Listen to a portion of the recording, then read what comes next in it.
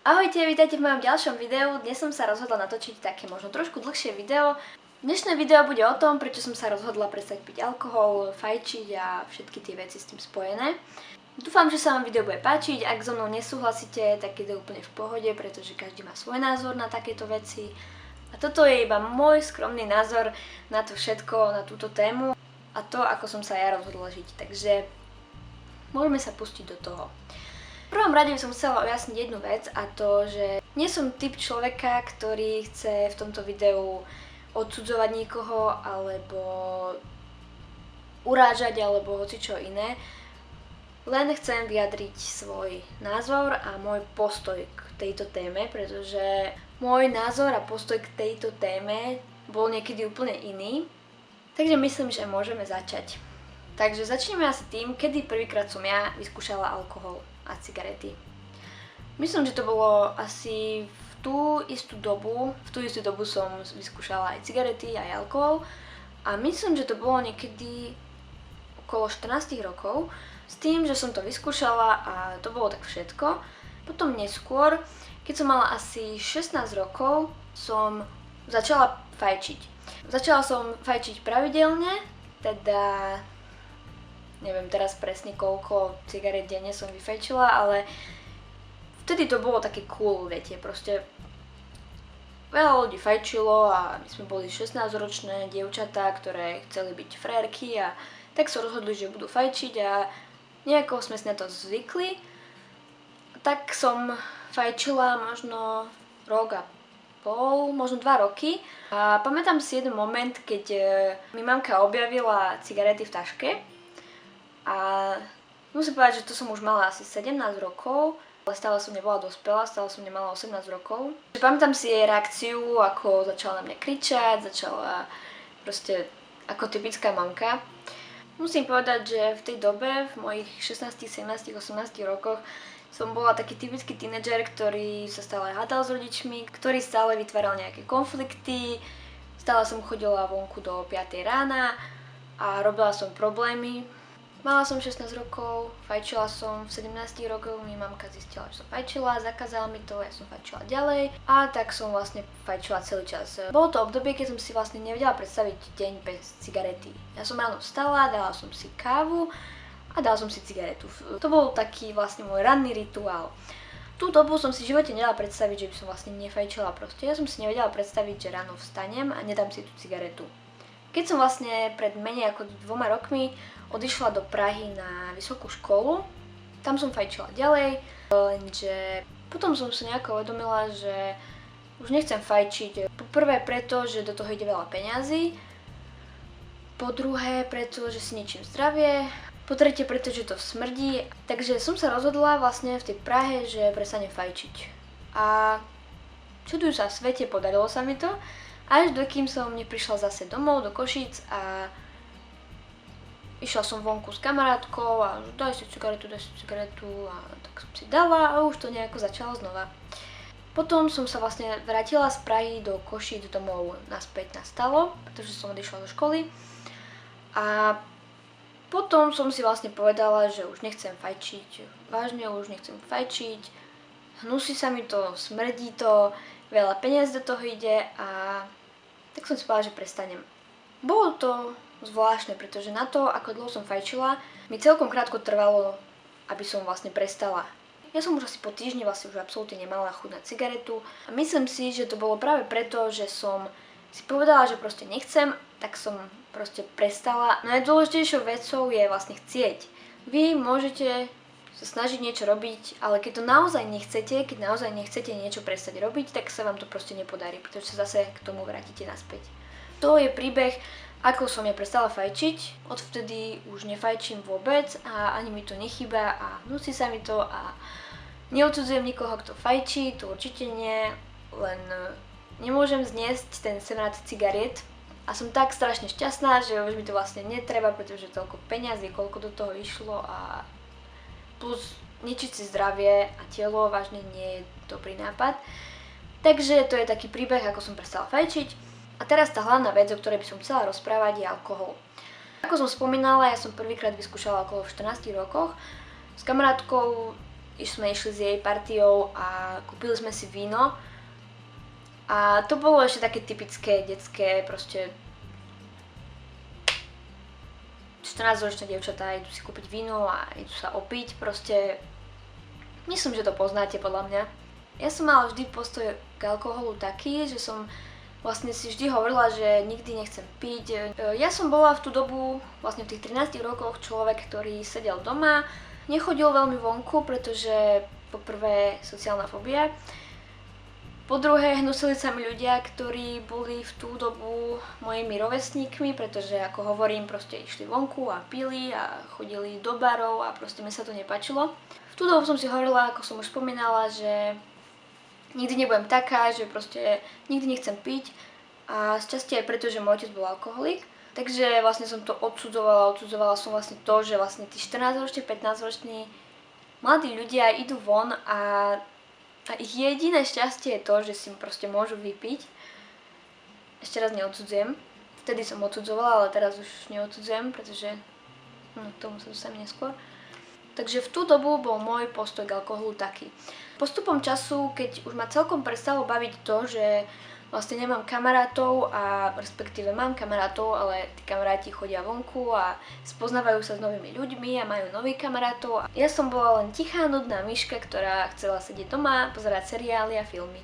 No a potom, keď ma to vlastne už prestalo baviť sedieť doma a pozerať sa na to, ako každý druhý človek proste mi hovorí o tom, ako bol včera v bare a opil sa a ako spoznal toľko nových ľudí. A tak som konečne súhlasila, že pôjdem vonku s kamarátkou, ale musím si vypiť. Pretože, ako viete, keď si vypijete, tak ste menej hambliví, stratíte zábrany a podobne. Ako som spomínala, tak ja mám sociálnu fóbiu, mám o tom aj ďalšie video, takže si to môžete pozrieť, keď ste to ešte nevideli. V tom období som nechodila vonku aj kvôli tejto sociálnej fóbii. Potom, keď som začala chodiť vonku, to, čo mi pomáhalo, bol alkohol.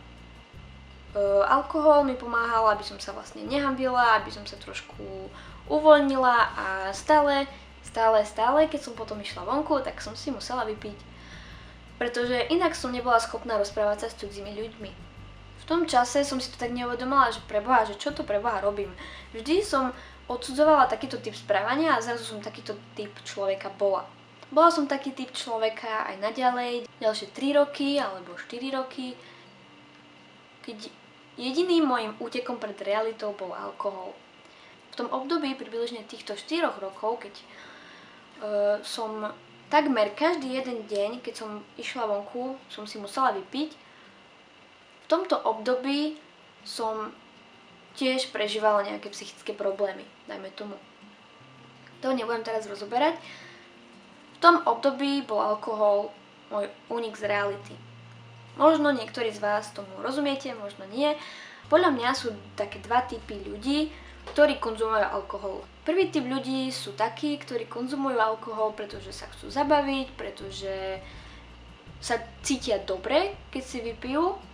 Proste je to spôsob, ako sa socializovať, ako sa spoznať s novými ľuďmi a podobne.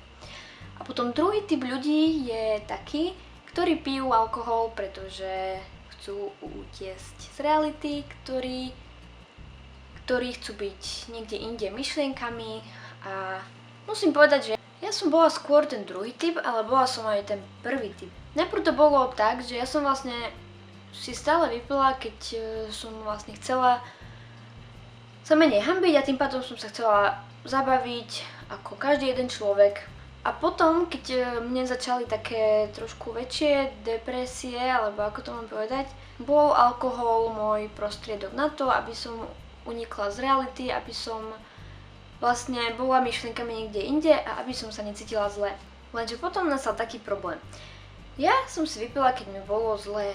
Išla som napríklad vonku, vypila som si, aby som sa cítila dobre, aby som sa zabavila, aby som nemyslela na to zlé a na tie moje stavy. Ja som vždy prechádzala takými 2 stavmi. Prvý stav bol taký, keď bol proste začiatok večera a ja som začala piť a bola som ešte v takej nálade, že wow, super, sranda, bla bla bla. No a potom, keď som pila ďalej a ďalej a ďalej, tak som pomaličky prechádzala do druhého stavu a to bol stav, keď som sa cítila ešte horšie, ako som sa cítila na začiatku. A tým mám na mysli to, že vlastne ja som prešla do takej depresívnej nálady, vlastne ešte depresívnejšej a všetko bolo zlé, chcelo sa mi plakať, aj som plakala, začala som rozprávať rôzne veci a to vlastne bol koniec večera, pretože potom som išla domov, alebo ma odniesli domov, pretože párkrát som vážne nevedela chodiť na to, aby som išla domov. Chodila som domov o 5 ráno, za čo sa asi mojej mamke budem ospravedlňovať do konca svojho života, pretože viem, že som jej v tom období celkom ublížila. Tak mami, keď to pozeráš, tak ešte raz prepáč. Musím povedať, že môj názor na alkohol sa počas tých rokov zmenil, pretože už som nebola ten človek, ktorý by si myslel, že nikdy nebude piť, ktorý nikdy nebude fajčiť. Už som nebola ten človek, ktorý odsudzoval ľudí, ktorí pili a fajčili. Už som bola jedným z tých ľudí, ktorých som kedysi odsudzovala. A poviem vám pravdu, nenávidela som sa za to, aj keď som sa niekedy cítila lepšie, ako keby som sedela celý čas doma. Myslím, že každý, kto už vlastne niekedy konzumoval alkohol, vie, aký je to pocit, keď si vypijete. Ten pocit opilosti. Hovorí sa, že človek, keď je opitý, tak hovorí pravdu. Ja neviem, aký mám k tomuto názor, pretože na jednu stranu to je pravda, na druhú stranu to nie je pravda. Je pravda, že ľudia, ktorí sú opití, hovoria veci, ktoré by normálne nehovorili, lenže ja si osobne myslím, že každý jeden z nás, každý jeden človek na svete má myšlienky, na ktoré nie je veľmi hrdý, premýšľa nad nejakými vecami, nad ktorými by možno nemal premýšľať, a on sám to vie a on sám vie, že je to zlé, lenže presne preto sme ľudia, pretože máme tú vlastnosť, že sa dokážeme zastaviť, keď vieme, že niečo je zlé, že si dokážeme uvedomiť, že nie, to proste neurobím, je to zlý nápad, je to zlé rozhodnutie. Ja si myslím, že každý z nás má pud sebazáchovy, ktorý proste použije, keď vie, že niečo nie je správne, pretože myšlienky, ktoré máme v hlave, môžu byť hociaké, ale len to, čo vlastne naozaj urobíme a naše činy proste hovoria o tom, kto sme, aký sme, a to, čo robíme, nás robí takými ľuďmi, akí sme. Nielen to, čo si myslíme, ale konáme úplne inak napríklad, ale to, ako konáme a myslíme zároveň, nás robí ľuďmi, ktorými sme. Tento pud sebazáchovy máme každý z nás. Presne to je to, čo nás robí nás. Že si vieme povedať, že nie, to neurobím, pretože to nie je správne. Nie, to neurobím, pretože by som to nemal urobiť. Lenže keď je človek v stave opilosti, tento pud sebazáchovy nemá. Tento pud sebazáchovy proste zrazu vymizne. V tú chvíľu si proste neviete uvedomiť, že nie je to správne. Alebo si to uvedomíte, ale si poviete, tak to je jedno, to nevadí. Proste vám to nepríde dôležité, že to nie je správne. Proste v tú chvíľu je to úplne jedno. Pretože ste v stave opilosti a proste to nie ste vy. A práve preto si myslím, že povedať, že ľudia hovoria pravdu, keď sú opití, nie je úplne to správne vyjadrenie, pretože podľa mňa to nie je pravda, ktorú opití ľudia hovoria, ale sú to proste myšlienky, ktoré im v ten moment napadnú. A tak sa vlastne pomaly dostávam k tomu, aký je môj názor na alkohol. Musím povedať, že odkedy som prestala piť, vidím svet úplne inak. Jeden z dôvodov, prečo som ja prestala piť, bol môj priateľ, pretože ja som prestala vlastne konzumovať alkohol vtedy, keď som sa vlastne s ním dala dokopy. Keďže som vedela, že jemu ubližovalo to, ako sa správam, aká som, keď proste som pila, tak som sa proste rozhodla, že nebudem piť a nebudem sa vystavovať situáciám, ktoré nie sú pre mňa dobré. A proste v skratke som prestala piť. Bolo to ťažké, pretože predsa len, keď ste dlhé roky v stave, nie ste dlhšie ako mesiac triezvy, takže po tých dlhých rokoch, keď som nebola dlhšie ako 1 mesiac proste triezva, tak ten stav triezvosti bol pre mňa naozaj zvláštny, ale proste to prešlo. A musím povedať, že teraz, keď už proste nefajčím, nepijem, cítim sa oveľa lepšie, cítim sa proste, že ovládam svoje myšlienky, ovládam svoje činy hlavne, ovládam to, ako sa správam a viem, kto som, viem, aký som typ človeka, pretože keď som konzumovala alkohol, som nebola úplne človek, aký som teraz a nebola som úplne človek, aký vlastne som vo všeobecnosti. Mám pocit, že teraz som človek vlastne taký, aký som vždy vo vnútri bola.